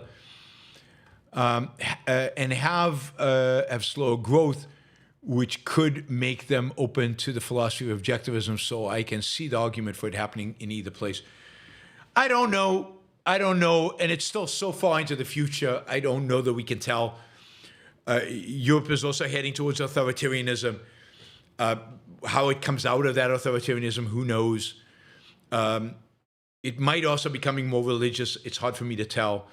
So I really don't know who's going to get it first. Maybe it'll be Argentina. Maybe it'll be somewhere else. Maybe it'll be somewhere in Asia. Unlikely, but I just don't know. It's decades in the future, and how everything evolves in the next few decades is really, really hard to tell. Maybe everybody in America will read my book with Don and reject their Christianity. The book that's still coming. Unlikely, but maybe.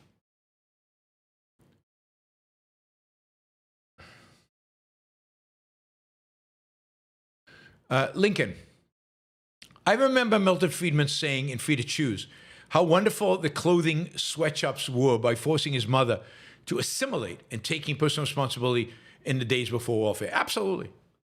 Absolutely. Work is the number one way in which people assimilate, and I think it's necessary, and countries that don't emphasize work are the countries that are going to have the biggest problem with immigrants. It's why people assimilate more in America than elsewhere, because our welfare state is less effective, less efficient, less robust, and people are required to work, and they assimilate, whether they want to or not.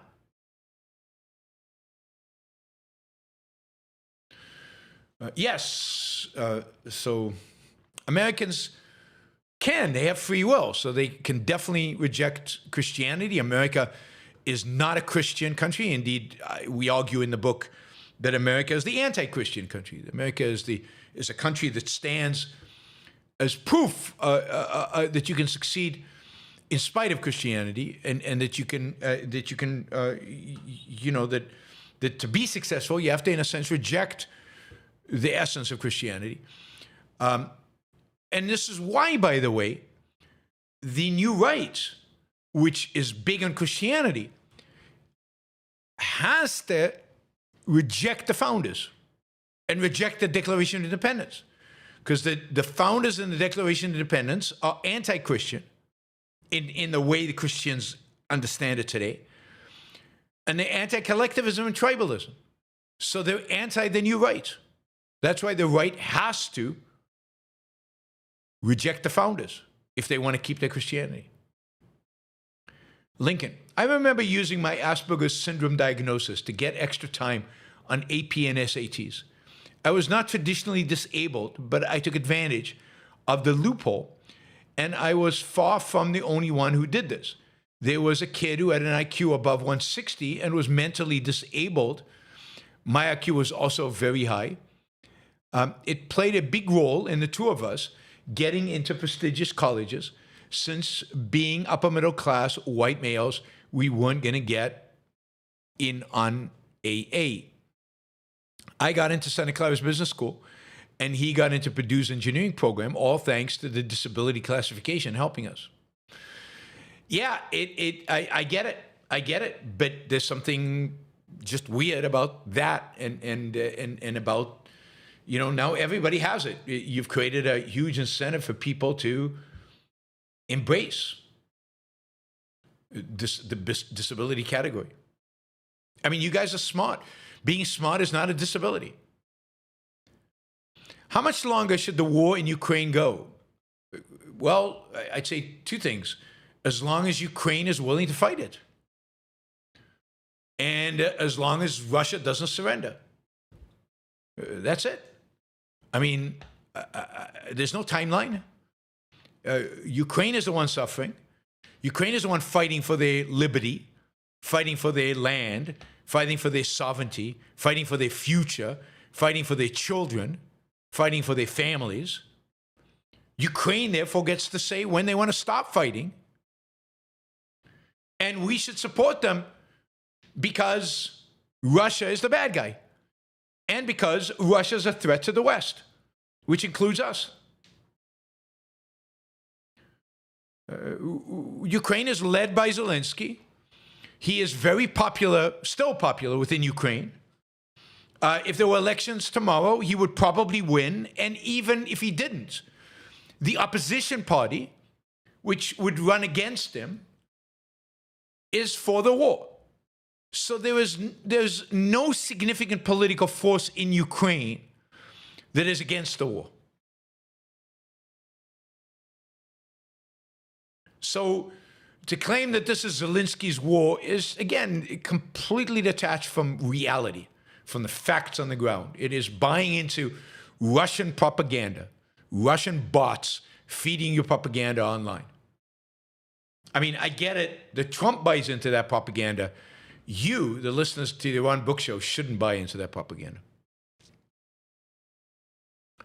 Lincoln. The activists are trying to get people to not watch Netflix show Stranger Things.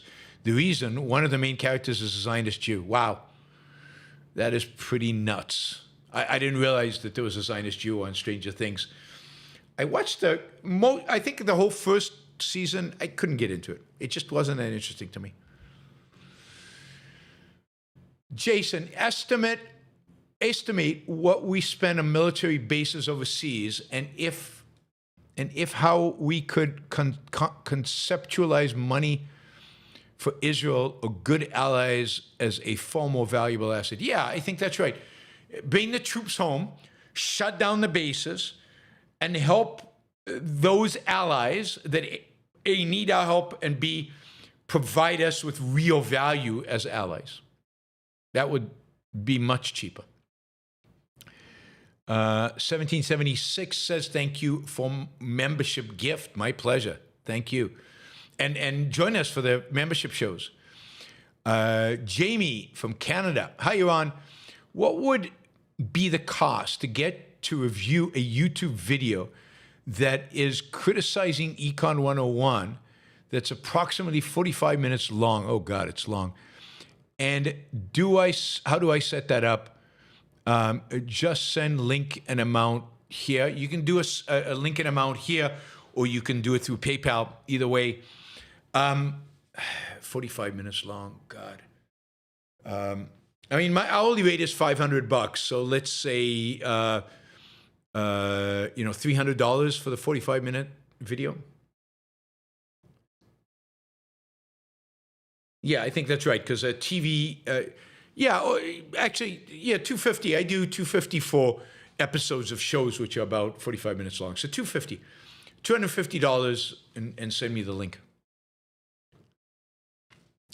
45 minutes video is going to be hard to critique though, because I can't. I'll watch it and then I'll give you a summary critique of it. Thomas Schubert, are you familiar with the writings of Hoover scholar Stephen Kotkin? Yes, an historian.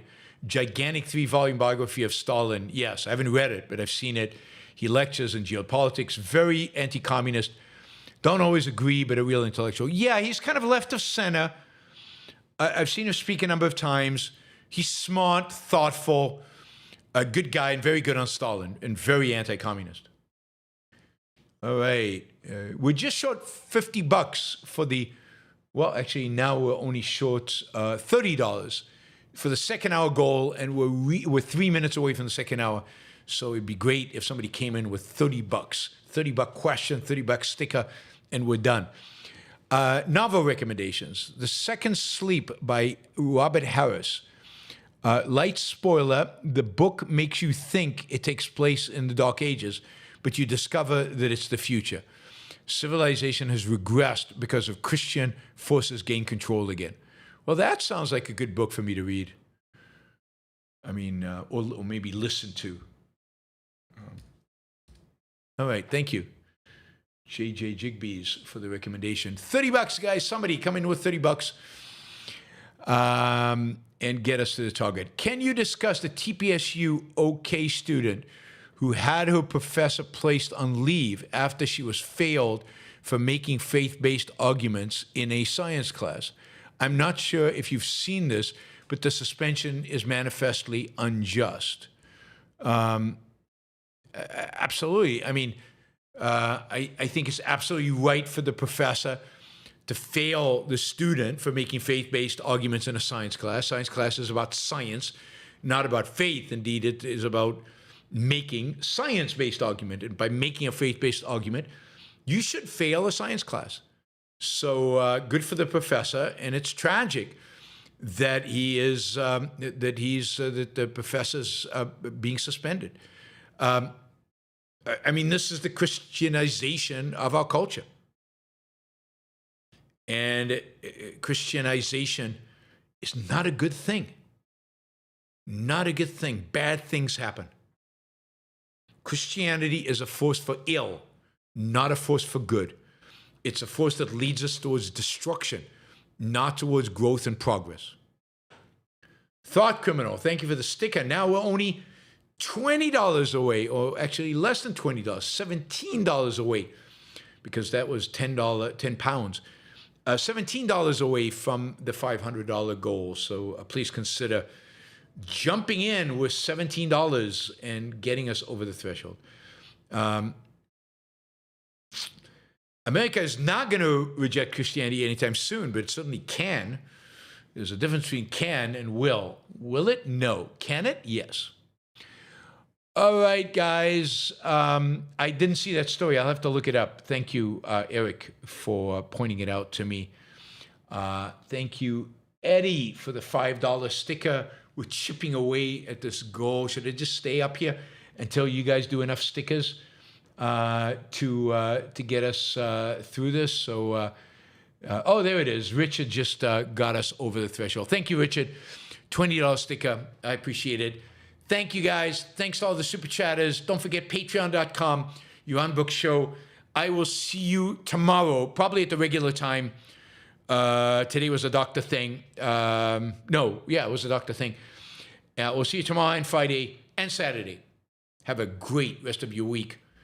See you guys. Bye.